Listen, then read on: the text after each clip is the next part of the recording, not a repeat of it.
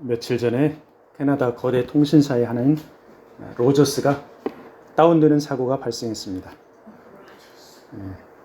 캐나다 전역에서 로저스에 가입한 그 개인이나 기업들이 전화, 인터넷, 먹통되는 대형 사고가 발생한 것입니다. 식당에서는 카드 결제가 안 되어서 현금만 받는 것이 많았었죠. 심지어는 911 전화가 안 되는 것도 있어서 응급 환자들이 앰뷸런스를 호출하는데도 애를 먹었습니다. 제가 알바하는 회사의 거래처에서도 이메일이 안 되어서 운송 트레일러를 하루가 지나서 이렇게 보내준 적이 있었습니다. 이렇게 하루 동안 발생한 이 사고로 캐나다 전역에서 통신, 물류 등등 여러 방면에서 엄청난 장애와 손실을 경험했습니다. 이번 사고는 전기가 다운된 정전사고가 아니라 인터넷이 멈춘 사고였는데 캐나다 전역에 영향을 미치는 커다란 사고였습니다.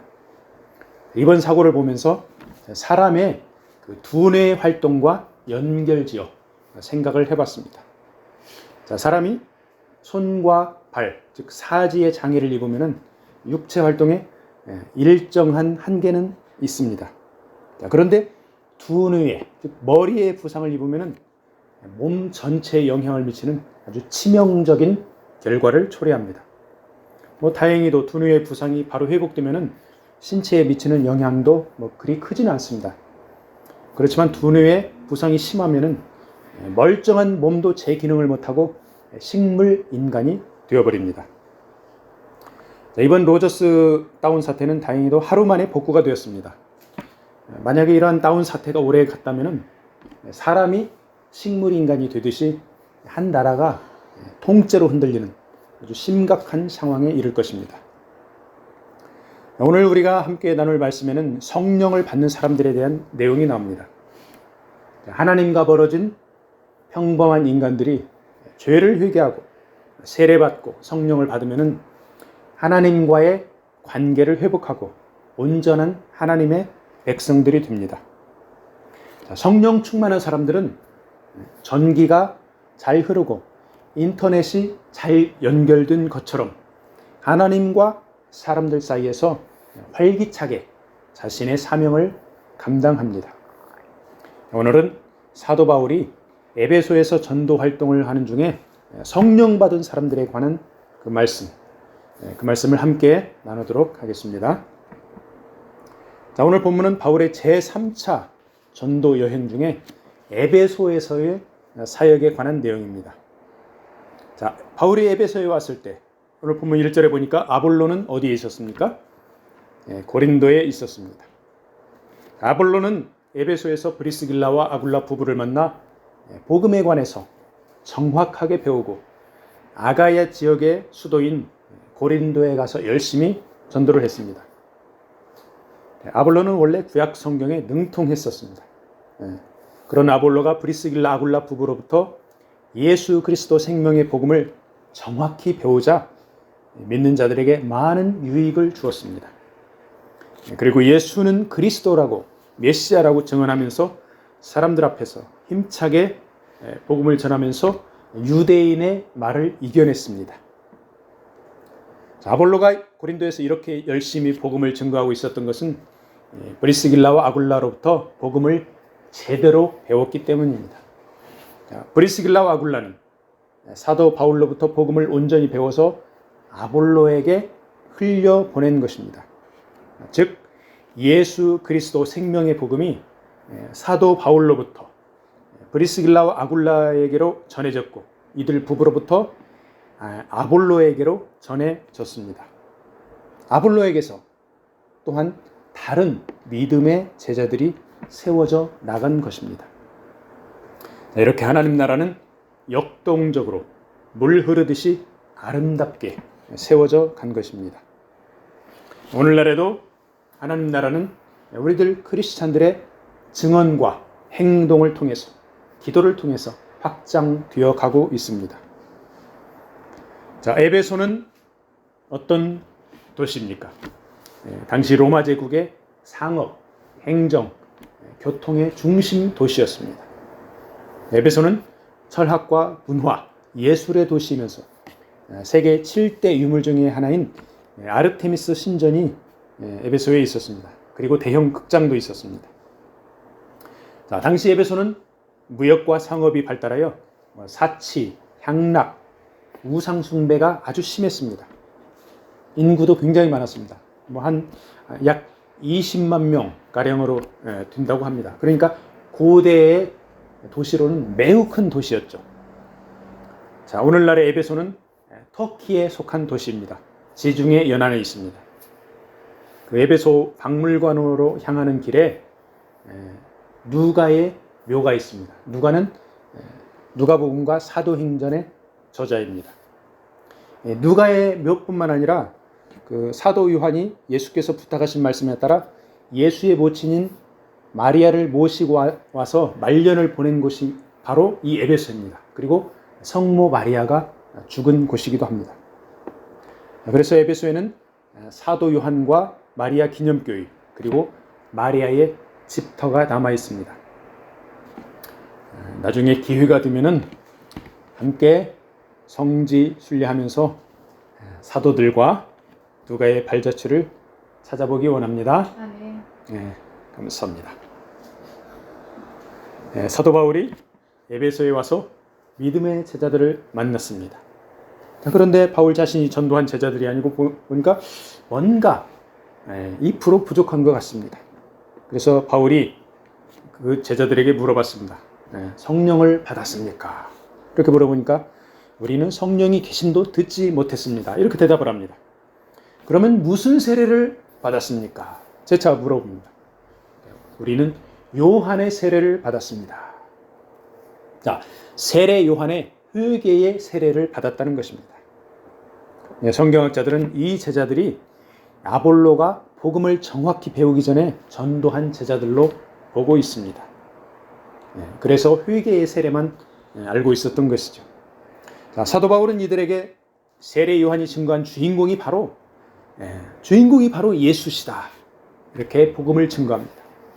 그리고 그들에게 주 예수 이름으로 세례를 베풀어주고 안수를 해줍니다. 안수, 손을 얹고 기도하는 것이죠. 그러자 그들에게 성령께서 임하셨습니다. 그들이 방언도 하고 예언도 했습니다. 그들이 12사람쯤 되었다고 나왔죠. 자, 요한의 회개의 세례만 알던 그들이 이제 정확하게 예수 그리스도 생명의 복음을 받아들인 것입니다. 세례는 예수 그리스도와 함께 죽었다가 다시 살아나는 것을 의미합니다. 죄와 허물 가운데 있던 죄인이 주님과 함께 죽고 주님 십자가 보혈의 공로로 의롭게 다시 살아나는 것입니다. 그래서 우리 크리스찬들은 자신들의 선행이나 능력으로 의롭게 되는 것이 아니고 전적으로 주님의 공로로 의롭다 인정함을 받는 것입니다.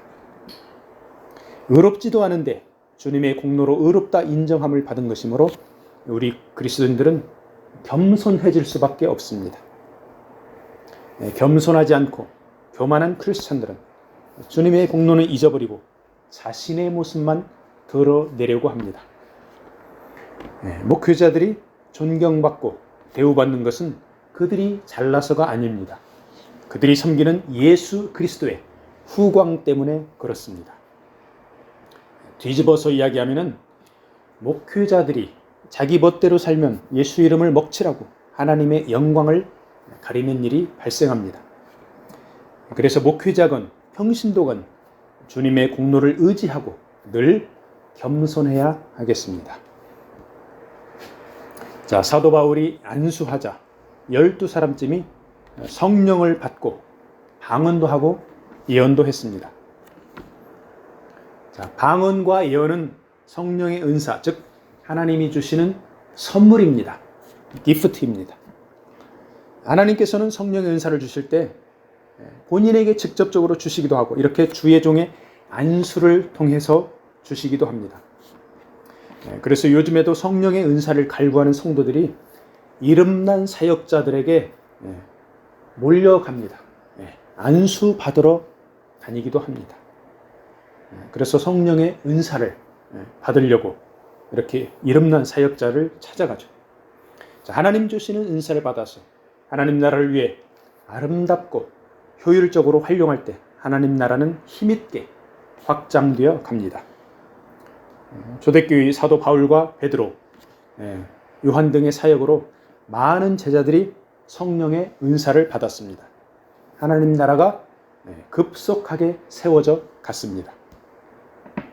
자, 그런데 하나님 주시는 은사를 사도들처럼 하나님 나라를 위해 활용해야 하는데 개인의 야망을 위해 활용하다가 자신도 망하고 추종자들도 망하게 하는 사역자들도 있습니다.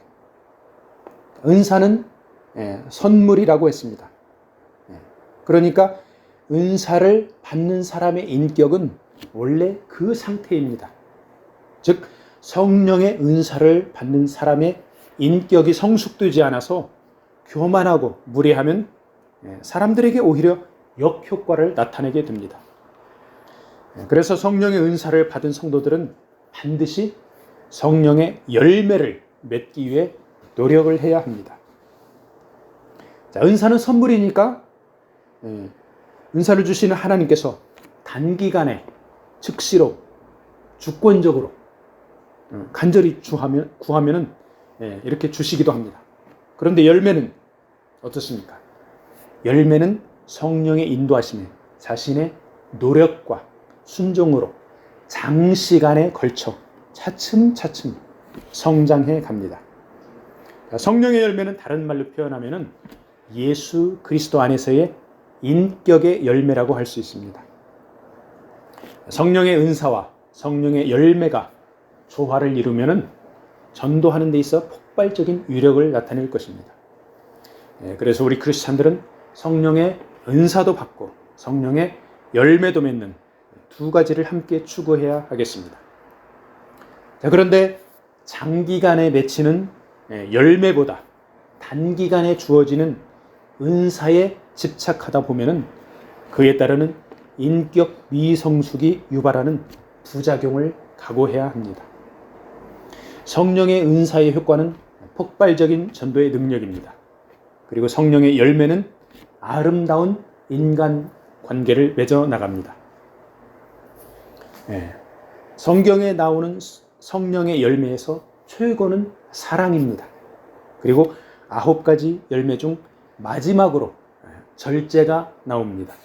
그만큼 절제하기가 어렵다는 말입니다. 우리는 은사를 받았으면 받은 대로 충성하면서 성령의 열매도 점차로 성장시키며 예수 그리스도의 향기를 드러내야 하겠습니다. 성령의 사역의 핵심은 바로 메시아이신 예수 그리스도를 드러내는 것입니다. 사도 바울과 다른 사도들을 통해 숱한 기적과 능력이 일어났는데 사도들의 메시지의 핵심은 항상 예수 그리스도를 나타냈습니다. 우리 가운데 성령의 은사로 사역을 하면서 성령의 열매를 맺어가면서 늘 예수 이름을 드러내기를 축복합니다. 사도 바울은 에베소에 있는 유대인들의 회당에서 석 달 동안을 담대히 하나님 나라에 대해서 강론하면서 복음을 증거했습니다. 회당이 어떤 곳입니까? 유대인들의 회당입니다. 역시나 하나님 나라를 회방하는 유대인들이 있었습니다. 그들은 마음이 굳어 순종하지 않고 무리 앞에서 많은 사람들 앞에서 복음을 비방했습니다. 회당에서 복음 증거를 방해한 이 유대인들은 예수님을 십자가에 매단 유대인들과 결을 같이 합니다. 즉 하나님 나라를 대적하는 어두움의 세력들에게 이용당한 유대인들입니다. 사도 바울은 복음을 비방하는 이들에게 석 달 동안 담대히 강론하고 권면했습니다. 그렇지만 그들이 여전히 비방을 일삼자 그들과 맞서 싸우지 않고 그들에게서 떠나갑니다. 마치 이삭이 애써 파놓은 우물을 그랄 사람들이 차지하자 이삭이 두말 없이 양보하고 다른 우물을 파는 것과 같은 그런 모습입니다. 사도 바울은 유대인 회당을 떠나 두란노 서원에서 제자들을 따로 세워 강론했습니다. 당시 에베소에는 바울의 제자들이 꽤 있었을 것입니다. 전에 2차 전도 여행 때 회심한 제자들과 이번 3차 전도 여행 때 얻은 제자들이 상당히 있어서 그들과 함께 유대인들에게 맞설 수도 있었습니다. 그렇지만 사도 바울은 비방하는 유대인들과 맞서지 않고 제자들과 함께 두란노 서원에서 따로 사역을 한 것입니다. 요즘 교회들이 툭하면 서로 치고받고 싸우는 모습을 보면 참으로 안타깝습니다. 사도 바울처럼 맞서지 말고 떠나는 모습을 보여주어야 하겠습니다. 두란노 서원은 그 당시 토론이나 강연을 했던 장소로 요즘으로 치면 학교 비슷한 곳이었다고 합니다. 두란노 서원에서 두란노는 건물 주인의 이름이었습니다. 종교개혁 시기에 칼빈과 함께 제네바에서 활동한 베자라는 성경사본학자가 있습니다. 성경사본학자이면서 종교개혁가입니다. 이 베자의 디사본에 의하면 사도 바울이 두란노 서원에서 강론을 했는데 사도 바울이 오전 11시부터 오후 4시까지 강론을 했다고 합니다. 즉 한낮에 더운 날씨에 온 도시의 사람들이 점심 먹고 쉬는 낮잠 시간, 스페인어로 시에스타라고 합니다.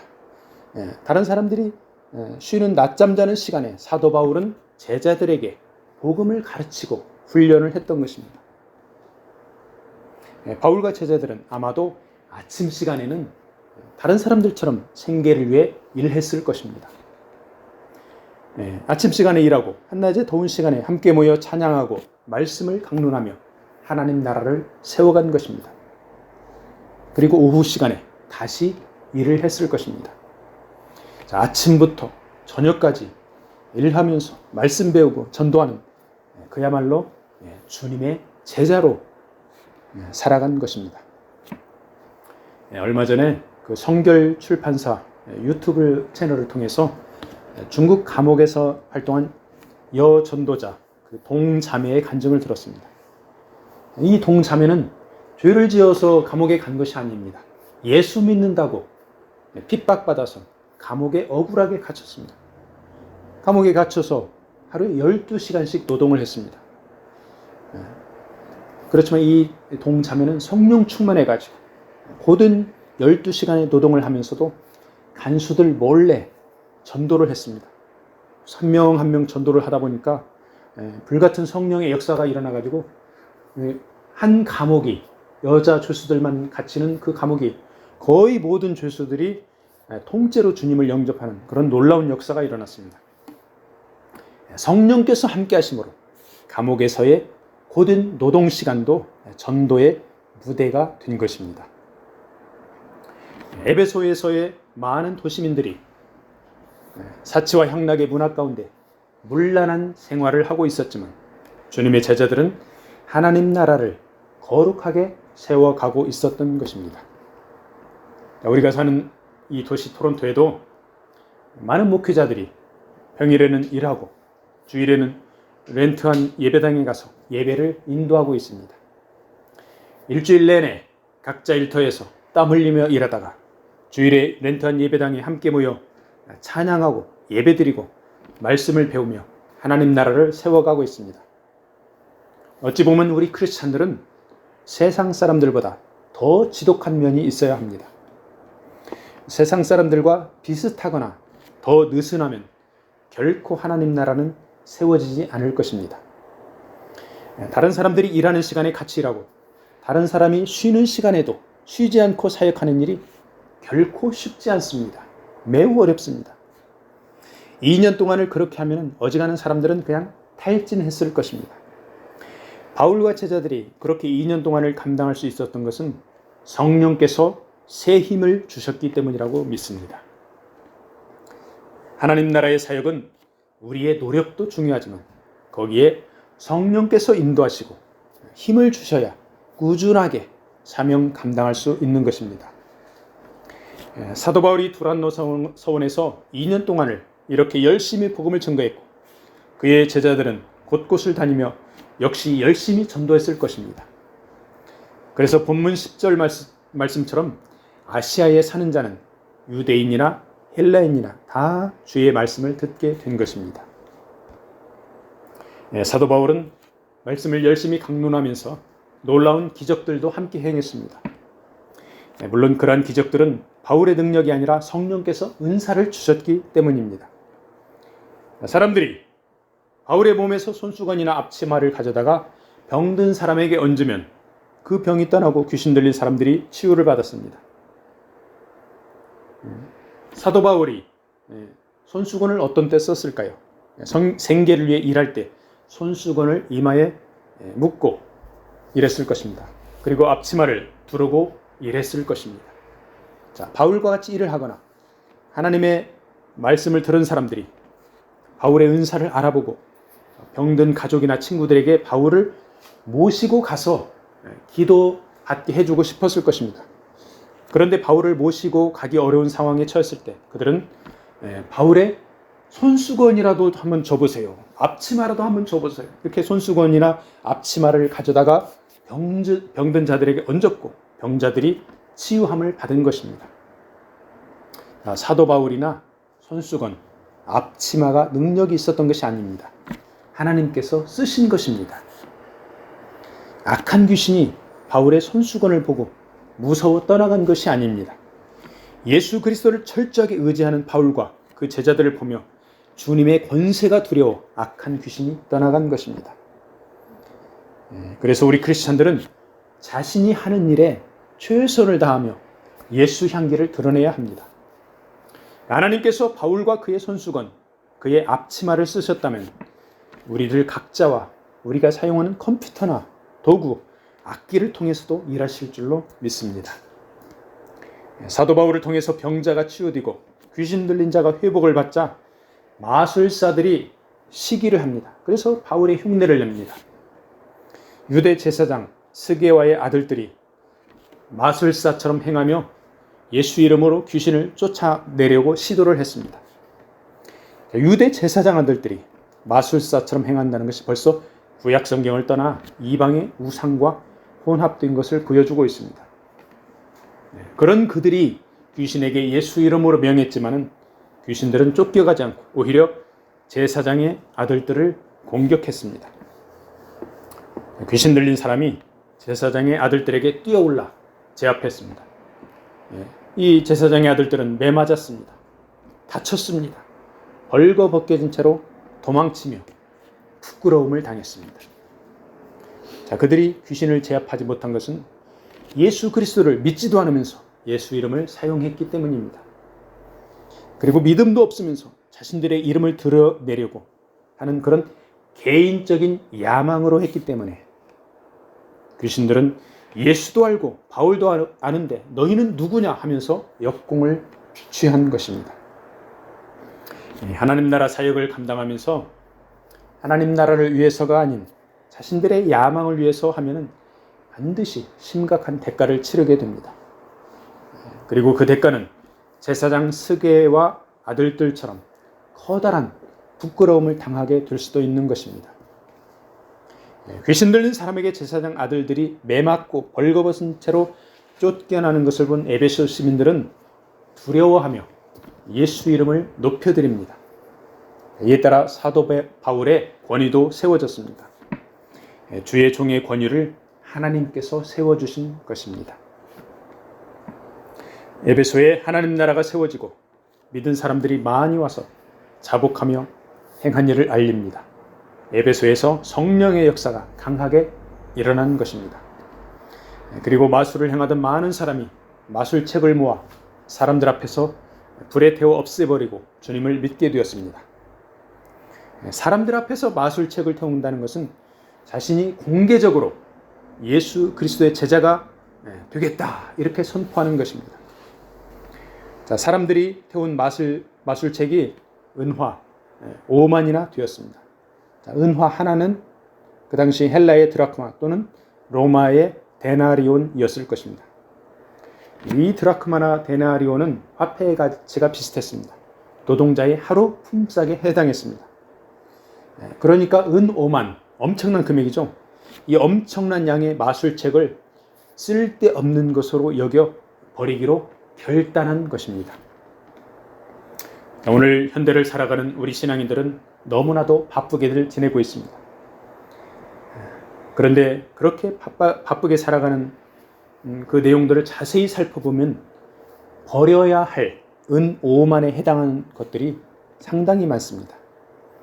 그 당시 에베소인들이 마술이나 미신을 버렸다면 오늘날의 신앙인들은 무엇을 버려야 할까요?